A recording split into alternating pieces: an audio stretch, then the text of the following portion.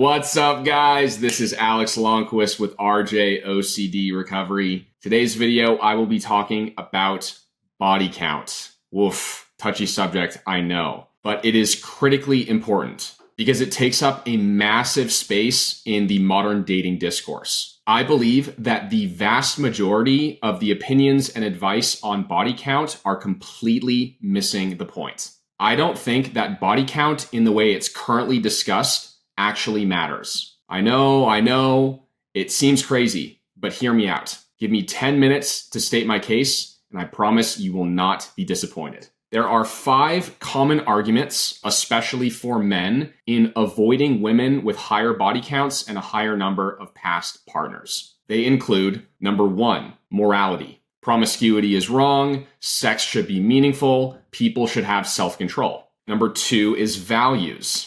We just have different values, or I want someone who sees sex the same way I do. Number 3 is standards. I'm allowed to have standards for who I want to be with, or I don't have to accept anything I don't want. Number 4 is men versus women, or biology and evolution. Men and women are just different. A man with a high body count is different than a woman with a high body count. Men care about purity, while women care about security. And number 5 is past versus present. The past matters, and history predicts future behavior. While there is at least some truth to each of these arguments, they don't explain why jealousy is experienced at an individual level. Because each person is completely unique in their values, in their level of self-esteem, and their emotional capacity. If body count were really an issue, and what I mean is the actual number of your partner's body count,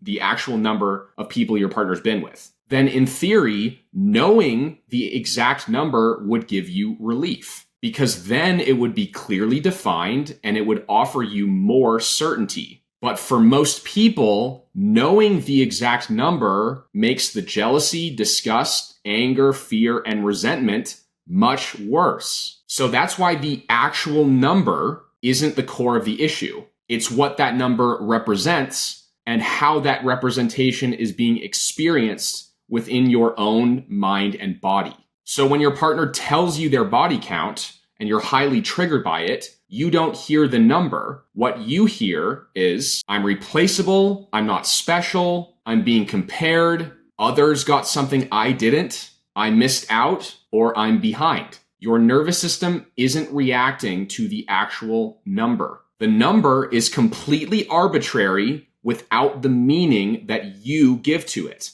That's because each person is going to have their own unique reaction or non-reaction to that number. If that wasn't true, then literally every single man on planet Earth would be struggling with retroactive jealousy and insecurity about their wife's or girlfriend's body count. But obviously, we know that that is not true. And if the number actually mattered, what would you say to the men I have spoken to from more conservative cultures like parts of India who feel deeply insecure and distressed knowing that their wife or girlfriend has only kissed someone else before them and not even slept with anyone else? It shows that it isn't about the number itself. It's about the individual and how the context of the past feels threatening to them. The next failure in the discourse and approach on body count, jealousy, and insecurity is in using logic, statistics, and social arguments to validate the emotional state that one might be operating out of. But insecurity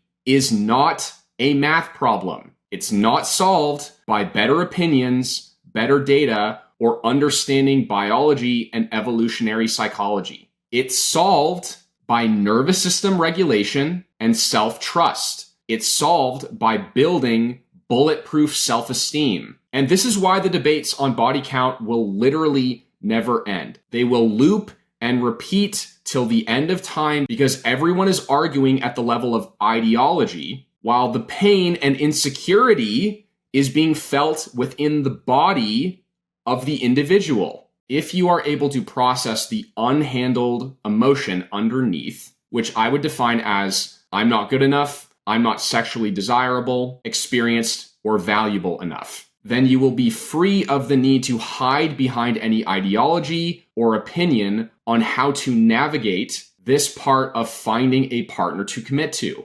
When someone says something like, never date a woman with a body count over X, they are usually expressing a personal emotional limit and then turning it into ideology. And the problem is that doesn't actually help you feel safer and more secure in your own skin.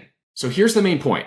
Instead of asking, does body count matter? What you should be asking is this. Do I feel chosen now? Do I feel secure with this person? Do I trust myself in intimacy? And do I feel enough? If the present feels safe, then the past loses all of its power over you and it disappears. At the deepest level, what everyone is seeking and looking for is a sense and a feeling of abundance within themselves. When you feel scarcity or lack in relationships, you try to manage and control external variables. The past, the rules, the categories. That is where rigid avoidance comes from. But when you genuinely feel that sense of abundance within, something incredible happens. Your partner's past either becomes emotionally neutral to you, or it can be integrated in a way that increases trust, intimacy, and playfulness instead of triggering threat.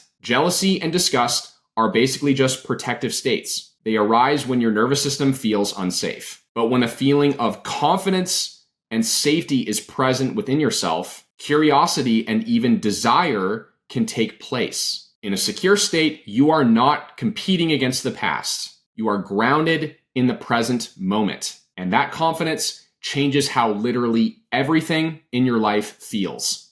And that state does not come from ideology, rules, or mental gymnastics. It comes from a regulated nervous system and a solid sense of abundance within. There's a reason why songs even exist where a man can acknowledge a woman's past and not be threatened by it, even with confidence and playfulness. But that emotional posture only works when you truly feel secure. It's just like the Drake song Practice. I'm going to throw some lyrics up on the screen here. Notice the absence of threat.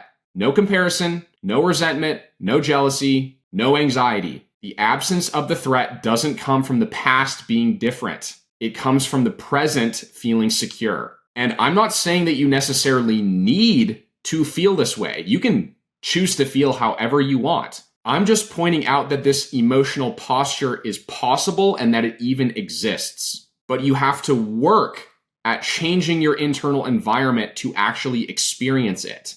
And I do want to acknowledge that there are certain contexts where body count can actually matter. But it's different from the way that I just described it. The ways in which it could matter are if it points to current incompatibility with you and your partner, if values are actively mismatched now, if your partner is actively bringing their past into the present moment with you, or if there is dishonesty or unresolved attachment patterns. And there's always going to be nuance to every situation, relationship dynamic, and so on. But it only truly matters if it reflects on the present moment, not when it is used to hold someone's past against them. You don't have to agree with me. You don't have to take any of this advice. You are free to live however you want to. I just hope that you can start to understand the emotional place that's motivating these common modern arguments. And in that, you can recognize that your mind is just trying to protect you. And once you admit this to yourself, your world can begin to expand. And you don't have to trap yourself within any ideology or debate if it's not helping you and serving you in a positive way, because they will not help you achieve a feeling of abundance within. The people who heal from jealousy or insecurity about body count aren't the ones who find the perfect opinion. They are the ones who stop outsourcing their own self-worth and self-esteem to a number that can't actually help or protect them. If this topic hits close to home for you, that does not mean that there's something wrong with you. It just means that your nervous system is looking for safety. If you need more help in overcoming retroactive jealousy and OCD, take a look at the resources I have linked in the description box below, and I'll see you in the next one. Take care.